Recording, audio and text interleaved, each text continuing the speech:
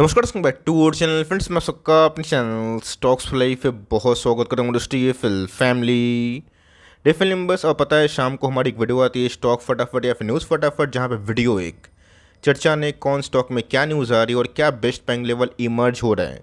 इतना मैं आप सबके लिए होमवर्क करके लाता हूँ। आपसे रिक्वेस्ट है वीडियो के एंड तक बने रहे, क्योंकि आज के दिन बहुत बड़ी बड़ी अपडेट्स हैं। चैनल फर्स्ट टाइम होंगे सब्सक्राइब कर सकते हैं इस तरह की क्वालिटी कंटेंट को सबसे पहले एक्सेस करने के लिए। Now without delaying any for time, let's begin. तो बात की जाए भारतीय शेयर बाजार की, आज बंद था, लेकिन इसी बीच में दोस्तों यूएस का बाजार खुला हुआ है। डो जोन्स की बात की जाए 41,000 के लेवल इतिहास में पहला बार रजिस्टर होता हुआ देखने को मिल रहा है। आज भी गाइस डो में अच्छी खासी बढ़त देखने को मिल रही है। और कल की बात की जाए, कल बीती रात की बात की जाए, डो जोन्स दोस्तों हमें फाइनली बहुत ही अच्छी रैली करता हुआ दिखाई दिया था। देखा गया दोस्तों, तो शेयर बाजार के लिए कुछ बड़ी अपडेट हमें यूएस के मार्केट से देखने को मिल रही है, जिसका इम्पैक्ट देर या फिर सवेर भारतीय बाजार पे भी ना इम्पैक्टफुल हो सकता है। बट उससे पहले दोस्तों अगर आप देखें तो डो में फाइनली हमें 41,000 के आसपास रैली विटनेस होते हुए देखने को मिल रही है। और शायद ये रैली ना आने वाले दिनों में कुछ हद तक एक्सटेंड भी हो सकती है। दोस्तों मल्टीपल रीजन है, आप सबको अच्छे से पता है कि स्टॉक मार्केट प्रो फ्रेंडली की बात की जाए, ट्रंप जिन्होंने स्टॉक मार्केट को लेके पिछले कुछ समय से बहुत ज़्यादा बयानबाजी करी थी उनके कार्यकाल में, अभी दोस्तों अगर आप देखें तो डोनाल्ड ट्रंप अगर फिर से प्रेसिडेंट बनते हैं तो कॉर्पोरेट टैक्स रेट को दोस्तों ना 15% के आसपास कर सकते हैं, जो पहले से भी कम है। मतलब गाइस जहाँ पे 21% के आसपास यूएस के बाज़ार में अभी के टाइम कॉर्पोरेट टैक्स हमें देखने को मिल रहा है, उसमें हमें और भी कटौती दिखाई दे सकती है। तो ये अपने आप में गैस मैसिव होगा। अगर ऐसा होता है तो वर्ल्ड मार्केट में गैस बहुत ही हद तक ऑफ कोर्स हल्ला मच सकता है। इनके अकॉर्डिंग जो जेपी मॉर्गन के सीईओ की बात की जाए, जेमी डेमन, इनको दोस्तों as a secretary treasury of course वो चाहते हैं अपने अंदर।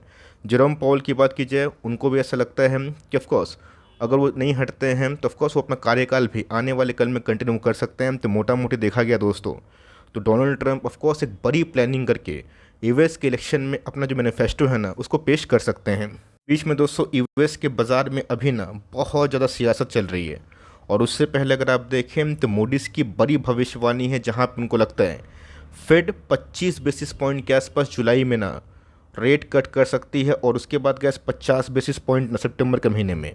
मुझे लगता है गैस कि जुलाई के महीने में जो ये एंटिसिपेशन मूडीज़ का है ना, ये थोड़ा सा जल्दीबाजी उनको ऐसा लगता है। मेरा गैस पर्सनल मानना है कि जो रेट कट है वो शायद जुलाई में नहीं होगा, उसके 2 महीना के बाद सितंबर में वो होने की संभावना है। बिकॉज अभी भी गैस 3% ऐसे एनालिस्ट हैं जिनको लगता है कि जुलाई में कुछ हरकत हो सकती है। 95% एनालिस्ट की बात की जाए, वो अभी भी ये होप में है कि शायद इस बार भी कोई रेट कट को लेकर बड़ी पहल ना हो। लेकिन मूडीज़ की बात की जाए, उनको ऐसा लगता है कि जुलाई और सितंबर में बहुत बड़ी जो रेट कट की उपलब्धि है, न्यूज़ है, हमारे सामने आ सकती है। बीच में दोस्तों आप सबको अच्छे से पता है कि जेफरीज की हर एक कहानी, क्रिस वुड की हर एक कहानी मैंने अपने एसटीएफ प्लेटफॉर्म में शेयर की। कैसे इन्होंने 15,200 में निफ्टी इक्विटी को नहीं खरीदा, सेंसेस को नहीं खरीदा, और उसको 14,800 का वेट किया। और इन्होंने गैस फाइनली 17,000 के आसपास जाके पोजीशन बनाया।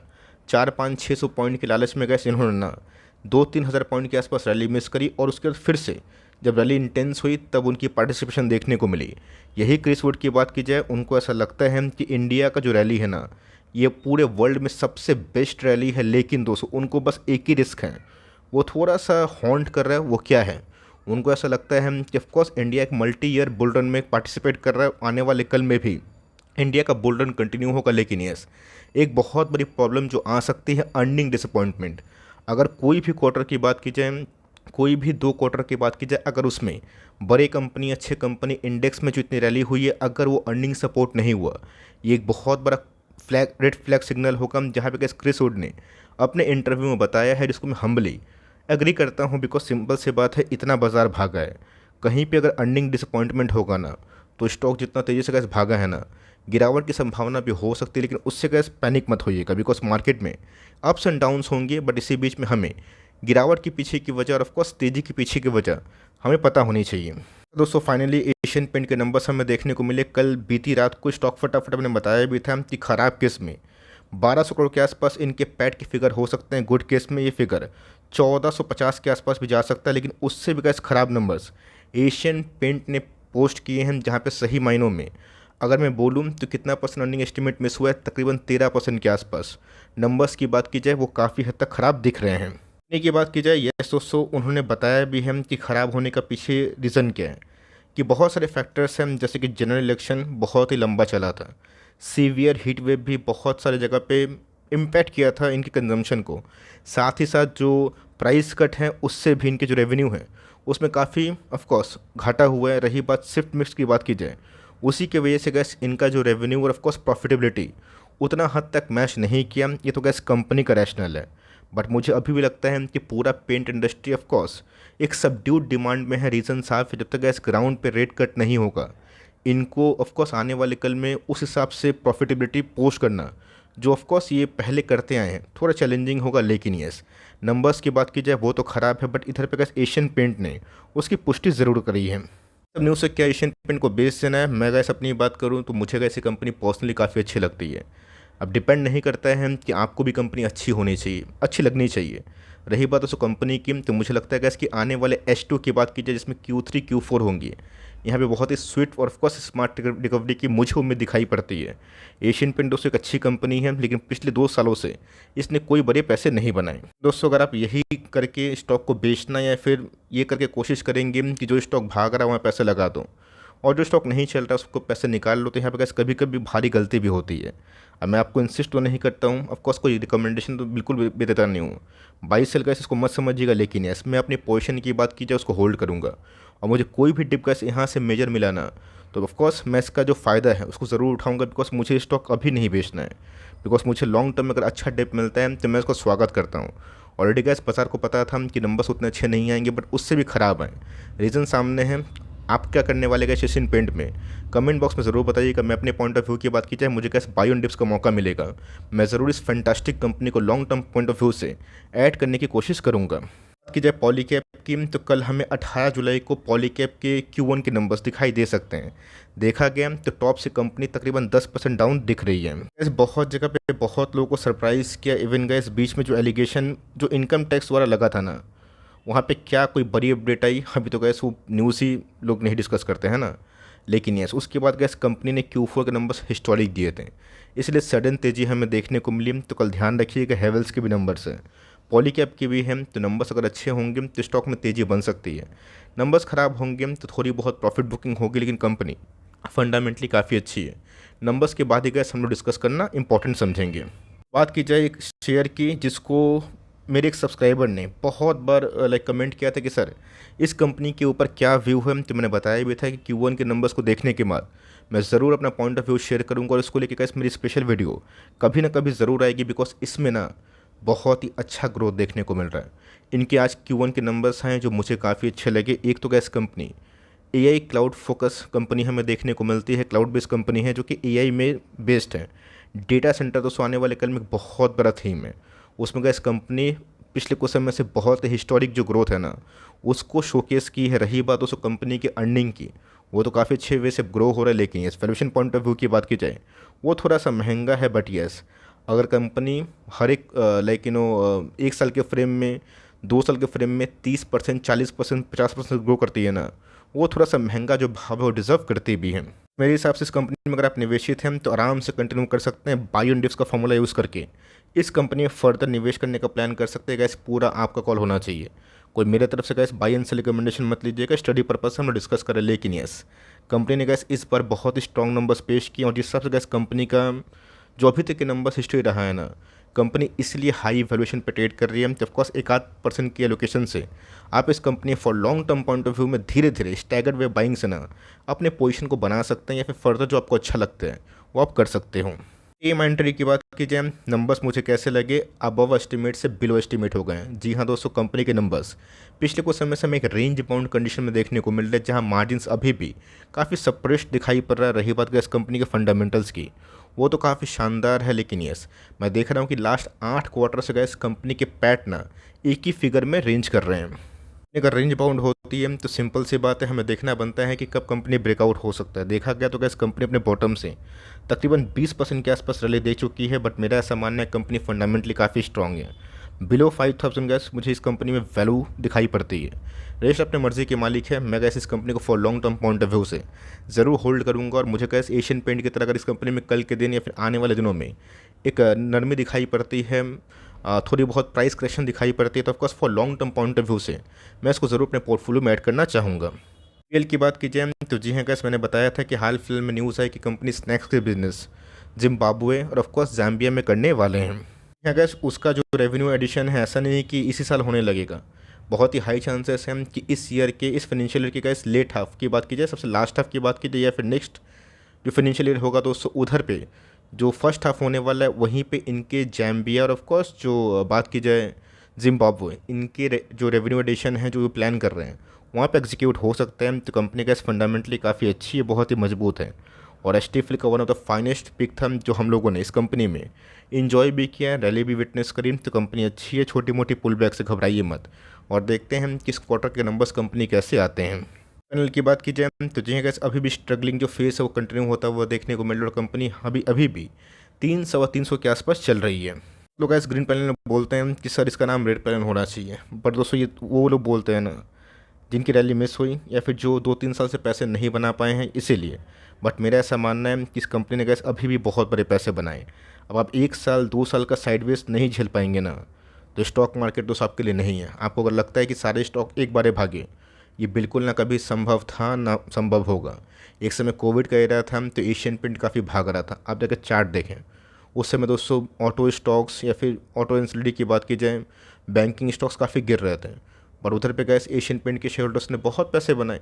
उसके बाद जब एशियन पेंट टॉप आउट हुआ, 2 साल परफॉर्मेंस नहीं कर रहे हैं, फिर से दूसरा जो इंडस्ट्री है उसमें प्रॉफिट बुकिंग होगी, तो सेम दोस्तों रैली उन सब कंपनी बनेगी जिसके टेलविंड्स आना स्टार्ट होंगे। तो यहाँ पे गैस एक ना इंडेक्स मैनेजमेंट होता है जिसको मैं बहुत बार समझा चुका हूँ, उस चीज़ को समझिए। कंपनी कोई ख़राब नहीं है, आप चाहें तो आने वाले कल में इसको आप ज़रूर वक्त दे सकते हो। एक की बात की जाए Q1 के नंबर्स कब आएंगे, मुझे का इस डेट तो पता नहीं, लेकिन यस कंपनी 12,500 के आसपास ट्रेडिंग कर रही है। कंपनी में दोस्तों मुझे लगता है कि बहुत लोगों ने पैसे बनाए होंगे, बिकॉज इस कंपनी को रेगुलरली बेसिस पे मैंने हर एक बार वो कोशिश करी है जहाँ पे कॉन्फिडेंस लेवल आपका बूस्ट हो।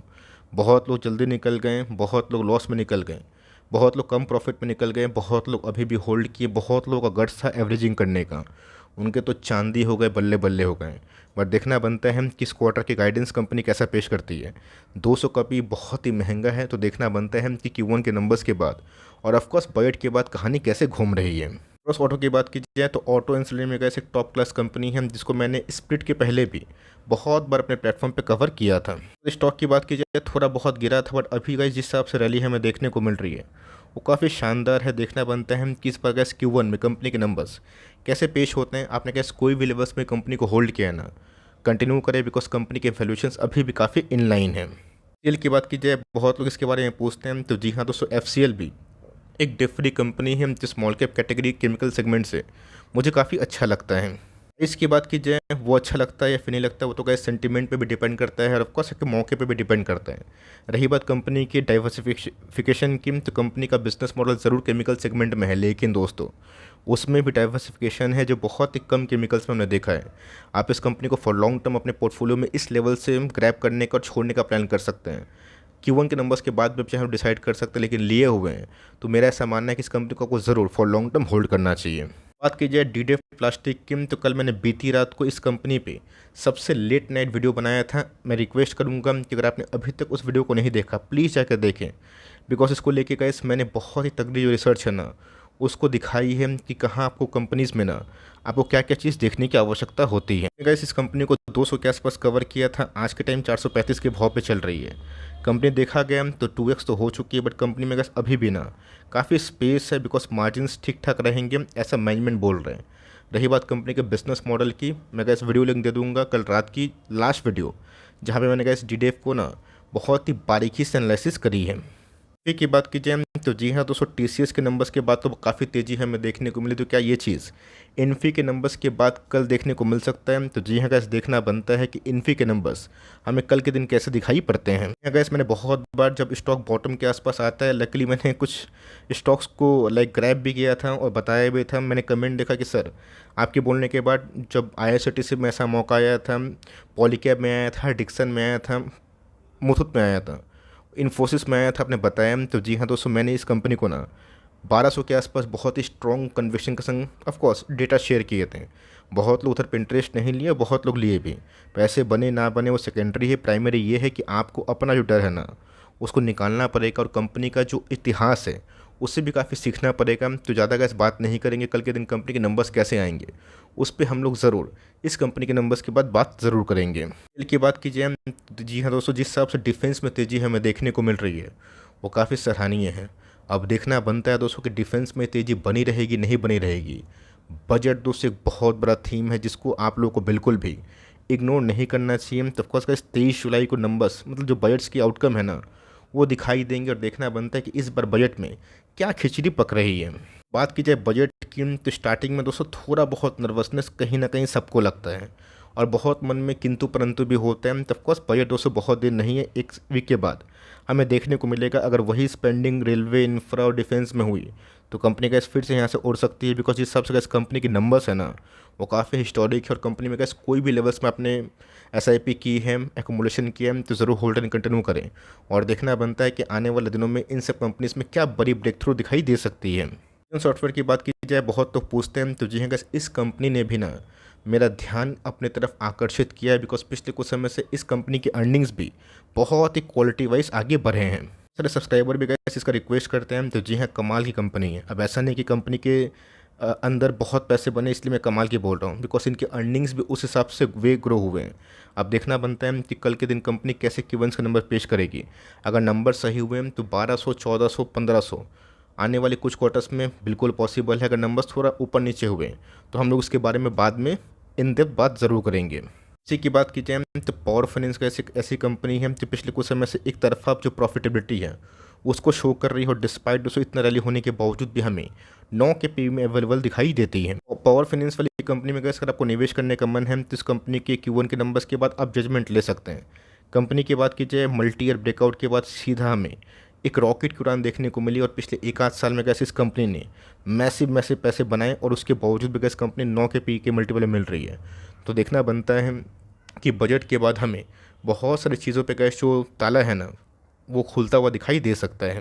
बात की जाए KPI ग्रीन की तो कल हमें एक्स स्प्लिट जो डेट है वो दिखाई दे सकते हैं, बट मैं देख रहा हूँ दोस्तों ज़ीरोधा में ऑलरेडी इसका जो एडजस्टमेंट है ना वो हो चुका है। तो क्या कोई बता सकता है कि उनके भी जो ब्रोकर्स हैं उनके ऐप में इसका एडजस्टमेंट 1019 के आसपास हुआ है फिर नहीं हुआ है? मुझे तो कैसे शो कर रहा है, आपको कर रहा है फिर नहीं कर रहा है? प्लीज़ कमेंट बॉक्स में बताइएगा। लेकिन कल के दिन हमें स्प्लिट के एडजस्टमेंट के पहले 5% के आसपास रैली देखने को मिली थी।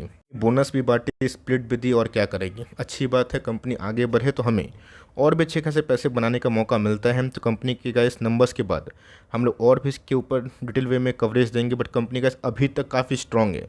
इस कंपनी को लॉन्ग टर्म होल्ड करने का प्लान करें तो ऑफकोर्स कोई भी लेवल्स में गाइस कंपनी में अगर आप निवेशित है आपको अच्छे खासे पैसे बन रहे होंगे, मुझे पता है, बिकॉज हमारे डिस्कस प्राइस से कंपनी 8-9 गुना हो चुकी है, और मेरा ऐसा मानना है कि आने वाले दिनों में सब कुछ सही रहा तो और भी तेज़ी बन सकती है। की जाए ज्योति रेसिन एंड एडहेसिव की तो ये भी कैसे बहुत ही फंडामेंटली स्मॉल कैप का अच्छा स्टॉक है, जो सेक्टर P से हमें हाफ प्राइस से मिल रहा है। मतलब सेक्टर P अगर 45 के लगभग में है ना, ये कंपनी कैसे हमें 25 के आसपास मिल रही है, जो मेरे हिसाब से बहुत ही रीजनेबल वैल्यूएशन माना जा सकता है। क्वार्टर के नंबर्स के बाद कैसे बहुत ही हद तक चीज़ क्लियर होगी कि केमिकल्स का ट्रेंड कैसा है। और एडहेसिव की बात की जाए, कुछ ऐसे लाइक पिडलेट की बात की जाए, उन सब के अंदर क्या डिमांड आ रहे हैं देखा गया। हम एशियन पेंट को भी दोस्तों बहुत लोग केमिकल्स में कंसिडर करते हैं, क्योंकि बिल्कुल भी गलत नहीं है। क्रूड के प्राइस भी काफ़ी डिपेंडेंट होते हैं इन सब इंडस्ट्री के लिए। अब दोस्तों Q1 के नंबर्स के बाद हमें बहुत ही हद तक एक क्लियर आइडिया मिल जाएगा, बट कंपनी फंडामेंटली अच्छी है, और मैंने इसको लेके अपनी अनबायस्ड कमेंट्री भी दी है, आपको याद भी होगा। तो जी हाँ, कुछ भी करने से पहले आप फाइनली अपना जो सोच विचार है कर सकते हैं। वीडियो अच्छी लगे तो प्लीज़ लाइक करिएगा, चैनल फर्स्ट टाइम होंगे सब्सक्राइब करके बेल आइकन को प्रेस करना भी ना भूलिएगा। दोस्तों मिलते हैं जल्दी ही, तब तक के लिए bye. Thanks for listening friends, God bless you all.